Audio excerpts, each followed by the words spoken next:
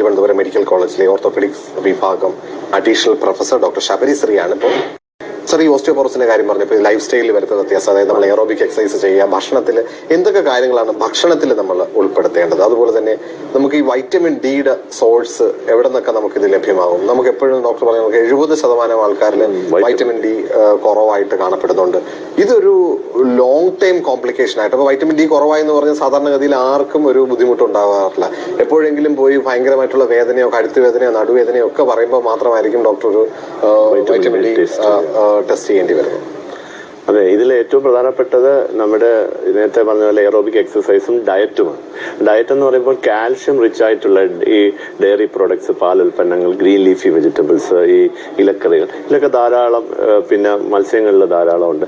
ഇതിലൊക്കെയാണ് നമുക്ക് കാൽഷ്യം കൂടുതലായിട്ട് കിട്ടുന്നത്. പിന്നെ വൈറ്റമിൻ ഡി എന്ന് പറയുന്നത് യൂഷ്വലി നമുക്ക് സൂര്യപ്രകാശത്തിൽ കൂടിയാണ് കൂടുതൽ കിട്ടുന്നത്. സൂര്യപ്രകാശം എന്ന് പറയുമ്പോൾ ഏകദേശം പറയുന്ന സമയം തന്നെ 10 മണി മുതൽ 2 മണിക്കുള്ള സമയത്താണ് ഏറ്റവും കൂടുതൽ അൾട്രാ വയലറ്റ് ഡി രശ്മികൾ നമ്മുടെ ശരീരത്തിൽ തൊലികളിൽ നല്ല വെയിലുള്ള പല ആൾക്കാരും വിദ്യാധാരണ എന്ന് പറയുന്ന വെയിൽ രാവിലെ, പക്ഷെ അതല്ല. കറക്റ്റ് സോളാർ സെനറ്റ് ആംഗിൾ നോക്കുകയാണെങ്കിൽ 10 AM to 2 PM 10 മണി മുതൽ. പക്ഷെ അപ്പൊ നമ്മുടെ ആ വെയിലെന്ന് പറയുന്നത് ഭയങ്കര ഇന്റൻസ് ആയിട്ടുള്ള വെയിലാണ്, അൾട്രാ വയലറ്റ് ബി. ആ സമയത്താണ് ഏറ്റവും കൂടുതൽ വൈറ്റമിൻ ഡി ഉൽപാദനം നടക്കുന്നത്. അത് ഏകദേശം ആഴ്ചയിൽ ഒരു 3-4 പ്രാവശ്യമെങ്കിലും ഒരു 30 മിനിറ്റെങ്കിലും കൊള്ളണമെന്നാണ് പഠനങ്ങൾ പറയുന്നത്. ഓക്കെ, ഈ വൈറ്റമിൻ ഡിയുടെ ലോങ് ടൈം കോംപ്ലിക്കേഷൻസ് ഉണ്ട്. അപ്പോൾ വൈറ്റമിൻ ഡി പലരുടെ എടുത്ത് നോക്കി കഴിഞ്ഞാൽ 8-10 ഒക്കെ ആയിരിക്കും. 30 മുകളിൽ വേണ്ടി വരുന്ന സ്ഥലത്ത് 8-10 ഒക്കെയാണ് ഉണ്ടാകുന്നത്. ഇതിന്റെ ലോങ് ടൈം കോംപ്ലിക്കേഷൻസ് എന്തെങ്കിലും ഉണ്ടാകാറുണ്ട്? ഈ വൈറ്റമിൻ ഡി എല്ലാവരും പലരുടെയും ധാരണ പറഞ്ഞാൽ അത് എല്ലുകൾക്ക് മാത്രമാണ് പ്രയോജനം ചെയ്യുന്നതാണ്. ശരിക്കും ഈ വൈറ്റമിൻ ഡിക്ക് ശരീരത്തിൽ 200ഓളം റിസപ്റ്റേഴ്സ് ഉണ്ട്. അതായത് നമ്മൾ മാനസികമായി തന്നെ ഇതിന് പ്രശ്നങ്ങൾ, ഡിപ്രഷൻ ഉണ്ടാക്കാം, വിഷാദ രോഗം ഉണ്ടാക്കാം, തലച്ചോറിനെ ബാധിക്കാം, ഹൃദയാഘാതത്തിന് കാരണമാകാം, ഈവൻ ചില ട്യൂമർ പോലും പറയുന്നുണ്ട്. അങ്ങനെ ശരീരത്തിലെ ഏകദേശം എല്ലാ സിസ്റ്റത്തിനെയും ബാധിക്കുന്ന ഒരു മാസ്റ്റർ വൈറ്റമിൻ ആണ് ഈ വൈറ്റമിൻ ഡി എന്ന് പറയുന്നത്, എല്ലുകൾ മാത്രമല്ല. അപ്പൊ ഇത് ഒരു ഇന്ത്യൻ പോപ്പുലേഷനിൽ പറയുന്നതെന്ന് പറഞ്ഞാൽ ഇന്ത്യക്കാർക്ക് 50 നാനോഗ്രാം പെർ ml വേണമെന്നാണ് പറയുന്നത്. നമ്മൾ പലപ്പോഴും വൈറ്റമിൻ ഡി നോക്കുമ്പോൾ ചിലപ്പോൾ 2-3 ഒക്കെ കാണാറുണ്ട്.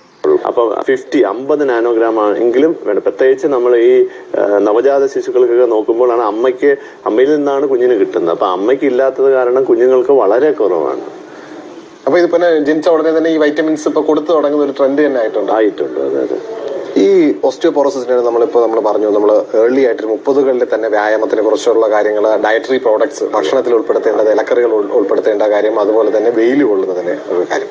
ഒരിക്കൽ ഈ ഓസ്റ്റിയോപോറോസിസ് നമ്മൾ എപ്പോൾ ചെക്ക് ചെയ്ത് തുടങ്ങണം? എപ്പോഴും നമ്മൾ ഡോക്ടർ പറഞ്ഞതുപോലെ ഒരു സൈലന്റ് ആയിട്ടുള്ള ഒരു അസുഖം എന്നുള്ള നിലയിൽ ഇത് എപ്പോഴാണ് ഓസ്റ്റിയോപോറോസിസ് നമ്മൾ ചെക്ക് ചെയ്ത് തുടങ്ങേണ്ടത്? എന്തൊക്കെയാണ് അതിനുള്ള ടെസ്റ്റിംഗ് മെത്തേഡ്? അതിനകത്ത് എത്രത്തോളം റിലയബിലിറ്റി നമുക്ക് കാണാനായിട്ട് സാധിക്കും?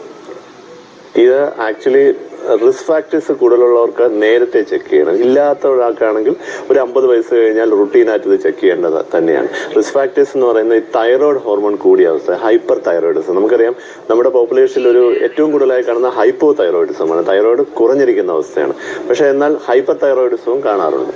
അപ്പൊ ഇതുപോലെ തൈറോയ്ഡ് കൂടിയ അവസ്ഥ, ഹൈപ്പർ പാരാ തൈറോയിഡിസം, ചിലർക്ക് ലോങ് ടേം ആയിട്ട് സ്റ്റീറോയിഡ് കഴിക്കേണ്ടി വരിക, നേരത്തെ പറഞ്ഞ SLE അങ്ങനത്തെ രോഗങ്ങളിലൊക്കെ, അല്ലെങ്കിൽ ആസ്മയ്ക്ക് കഴിക്കേണ്ടി വരും. ഇങ്ങനെ പല രോഗങ്ങളിൽ സ്റ്റീറോയിഡ് കഴിക്കേണ്ടി വരിക.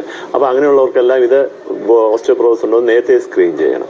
ഇന്ന് സ്ക്രീൻ ചെയ്യുന്ന യൂഷ്വലി നമ്മൾ ചെയ്യുന്ന ടെസ്റ്റ് എന്ന് പറയുന്നത് ഡെക്സാ സ്കാൻ എന്ന് പറയുന്ന ഒരു എക്സ്റേ സ്കാനിങ് ആണ്. അത് ഡ്യുവൽ എനർജി എക്സ്റേ അബ്സോർപ്ഷോമെട്രി എന്ന് പറയുന്ന ഒരു ഡെക്സാ സ്കാനിങ് ആണ്. സാധാരണ അത് ഇടുപ്പിന്റെ ഹിപ്പ് ബോണിന്റെയും ഈ നട്ടലിന്റെ ലംബാർ സ്പൈനിന്റെയും 2 ഏരിയ കോൺസെൻട്രേറ്റ്, ഏറ്റവും കൂടുതൽ കട്ടിയുള്ള ഭാഗത്ത് നോക്കാന്നുള്ളത്. അതെ. എന്നിട്ട് അതിനെ നമ്മൾ ഒരു 30 വയസ്സുള്ള ഒരു ആളുമായിട്ട് കമ്പയർ ചെയ്ത് എത്ര സ്റ്റാൻഡേർഡ് ഡീവിയേഷൻ ഉണ്ടെന്ന് താരതമ്യേന ചെയ്തിട്ടാണ് ഇയാൾക്ക് ഉണ്ടോ ഇല്ലെന്ന് സ്ഥിരീകരിക്കും. അപ്പോൾ ഇത് നമുക്ക് ഏർലി സ്റ്റേജിൽ എവിടെ നിന്ന് നമുക്ക് കണ്ടെത്താനായിട്ട് സാധിക്കും? അങ്ങനെ കണ്ടെത്തി കഴിഞ്ഞാൽ ഓസ്റ്റിയോപോറോസിന്റെ പ്രാരംഭ ലക്ഷണത്തിലാണെന്നുണ്ടെങ്കിൽ നമുക്ക് എന്തൊക്കെയാണ് അതിന് മുന്നോട്ടുള്ള ഒരു ചികിത്സാ സമ്പ്രദായം? ആ സമയത്ത് നമ്മൾ വൈറ്റമിൻ ഡിയും ബാക്കിയുള്ള ഹോർമോണക്സ് ഒക്കെ ചെക്ക് ചെയ്യേണ്ടി വരില്ലേ? അതെ. അതായത് ഇങ്ങനെ ബോൺ ഡെൻസിറ്റി കുറവാണ്. യൂഷ്വലി -2.5 സ്റ്റാൻഡേർഡ് ഡീവിയേഷൻ എന്നാണ് പറയുന്നത് ഈ ഓസ്റ്റിയോപോറോസിസ്. അതുപോലെ -3 ഒക്കെ അല്ലെങ്കിൽ 3.5 ഒക്കെ ആണെങ്കിൽ അതൊരു എസ്റ്റാബ്ലിഷ്ഡ് ഓസ്റ്റിയോപോറോസിസ് ആണ്. അങ്ങനെ വന്നു കഴിഞ്ഞാൽ നമ്മൾ ഈ ഡയറ്ററി വൈറ്റമിൻ ഡി മാത്രം പോരാ, നമുക്ക് ആ ഏജ് അനുസരിച്ച് ഇപ്പോൾ ടൈപ്പ് 1 അല്ലെങ്കിൽ പോസ്റ്റ് മെനോപോസൽ ആർത്തവം കഴിഞ്ഞിട്ടുള്ളതാണെങ്കിൽ ഈസ്ട്രജൻ ഹോർമോൺ വളരെ കുറവായിരിക്കും. അപ്പൊ അങ്ങനെയുള്ള അവസ്ഥയിലാണ് ബിസ്ഫോസ്ഫനേറ്റ്സ് എന്ന് പറഞ്ഞ ഈ ഇയർലി വൺസ് ആയിട്ടുള്ള ഇഞ്ചക്ഷൻസ് ഉണ്ട്, സോൾഡോണിക് ആസിഡ് എന്നൊക്കെ, അത് കൊടുക്കേണ്ടി വരും. പിന്നെ സിനൈൽ ഓസ്റ്റിയോപോറോസിസ് അഥവാ ഈ പ്രായം ആയ ആൾക്കാരിൽ ഉണ്ടാവുന്നതാണെങ്കിൽ ഡെയിലി കൊടുക്കുന്ന ഈ ഇൻസുലിൻ പോലെ ഇഞ്ചക്ഷൻ ഉള്ള ഒരു ടെറി പാരാറ്റൈഡ് എന്നൊരു പാരാത്തോർമോൺ ഹോർമോൺ ഇഞ്ചക്ഷൻ ഇപ്പോൾ സാധാരണയായി കൊടുക്കുന്നത്. അപ്പൊ അതിനൊക്കെ സൈഡ് ഇഫക്ട്സ്, ഈ പാരാത്തോർമോൺ ഹോർമോണിനൊക്കെ സൈഡ് ഇഫക്ട്സ് കുറവാണ്. ഈ ഓസ്റ്റിയോപോറോസിസ്, എപ്പോഴും ഓസ്റ്റിയോപോറോസിനെ കുറിച്ച് എല്ലാവരും ചർച്ച ചെയ്യുന്നത്, ഒന്ന് ഇത് ഓസ്റ്റിയോപോറോസിസ് ഡയഗ്നോസ് ചെയ്തതിന് ശേഷം ചികിത്സിക്കുന്ന ഒന്ന്, രണ്ട് ഇതിന്റെ പ്രിവെൻഷൻ എന്ന് പറയും. നമ്മൾ പ്രിവെൻഷനിലേക്ക് പോയി കഴിഞ്ഞാൽ, അതായത് ചികിത്സയിലേക്ക് പോകുന്നതിന് മുമ്പ് പ്രിവെൻഷനിലേക്ക് പോയി കഴിഞ്ഞാൽ നമുക്ക് ഓസ്റ്റിയോപോറോസിസ് ഒരു പരിധി വരെ പ്രിവെന്റ് ചെയ്യാനായിട്ട് സാധിക്കുന്ന ഒരു അസുഖമാണോ? അതിനു വേണ്ടിയിട്ട് നമുക്ക് എപ്പോൾ തൊട്ട് തുടങ്ങണം അതിനുള്ള ഒരു ചികിത്സയും? അല്ലാന്നുണ്ടെങ്കിൽ ആ രീതിയിലുള്ള ലൈഫ് സ്റ്റൈലിലുള്ള ചേഞ്ചസ്, നമ്മൾ എന്തൊക്കെ കാര്യങ്ങളാണ് നമ്മൾ ഓസ്റ്റിയോപോറോസിസ് വരാതിരിക്കുകയോ അല്ലെങ്കിൽ വന്നാൽ തന്നെ വളരെ ഡിലേ ചെയ്യിപ്പിക്കാനോ ഒക്കെ സാധിക്കുന്ന ഒരു അസുഖം തന്നെയാണ്. അതെ, കാര്യം പലപ്പോഴും നമ്മളൊരു ഫ്രാക്ചർ വന്ന ശേഷമായിരിക്കും ഇത് കണ്ടുപിടിക്കുന്നത്. പിന്നെ അതിന് ഒരു പരിമിതിയുണ്ട് ഒരു ചികിത്സയ്ക്കൊക്കെ. അപ്പൊ അതിനേക്കാൾ ഇത് വരാതെ നോക്കുന്ന ആ ഒരു സ്റ്റേജ് എന്ന് പറയുന്നത് വളരെ ഏർലി സ്റ്റേജിലാണ് നമ്മളിത് ഇന്റർവെൻ ചെയ്യേണ്ടത്. സാധാരണ നമ്മുടെ ഈ ഏജ് ഒരു വലിയ ഫാക്ടറാണ്. ഒരു 35 വയസ്സാകുമ്പോഴാണ് നമ്മുടെ ശരീരത്തിലെ ഏറ്റവും ബോൺ സ്റ്റോക്ക് കൂടിയവരാണ് നിൽക്കുന്നത്. അതായത് 35 വയസ്സുള്ള ഒരാൾക്കായിരിക്കും ഏറ്റവും കൂടുതൽ എല്ലിന് കട്ടി ഉണ്ടാകുന്നത്. അത് കഴിഞ്ഞാൽ നോർമലി ഒരു ഫിസിയോളജിക്കലായിട്ട് എല്ലാ വർഷവും ഓരോ വർഷം ആകുമ്പോഴും ഒരു 0.8 to 1, ഏകദേശം 1% എല്ലിന്റെ കട്ടി കുറഞ്ഞു വരികയാണ്.